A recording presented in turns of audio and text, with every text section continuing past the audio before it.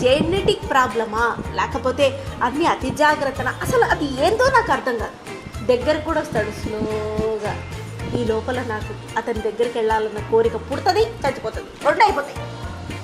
మెల్లగా దగ్గరగా అన్నం వండి సిమ్లో, మరలా టెక్నాలజీని పనికిరావు, కుక్కర్లు పనికిరావు, స్టీల్ కుక్కర్ కూడా వద్దు. ఎవడో ఏదో చెప్తాడు, అది పట్టుకొని కూర్చుంటాడు. వద్దు, పొయ్యి మీదనే అన్నం వండాలి అని తిప్పి తిప్పి తిప్పి, దానికి తోడు మళ్ళీ హెల్త్ కాన్షియస్. ఒక 21 ఏళ్ల జీవితం తెల్లన్నం చూసి పెరుగుంటాం కదా. మా ఇంట్లో నేను తప్పితే ఏది తెల్లగా ఉండదు. తినే ఆహారం ఏది అన్ని బ్రౌన్, బ్లాక్, రెడ్, అన్నం దగ్గర నుంచి పంచదార వరకు ప్రతి ఒక్కటి. ఒక్కసారి ఎక్కువగా టీ తాగితే కూడా కొప్పుస్తుంది. అదేంటో పాలు తాగొచ్చు కదా, మరి పాలు తెల్లవేగా, అందులో మళ్ళీ ఆ షుగర్ ఏదో, అదేంటి బెల్లం పొడి, సారీ షుగర్ అంటున్నారండి, అయ్యో షుగర్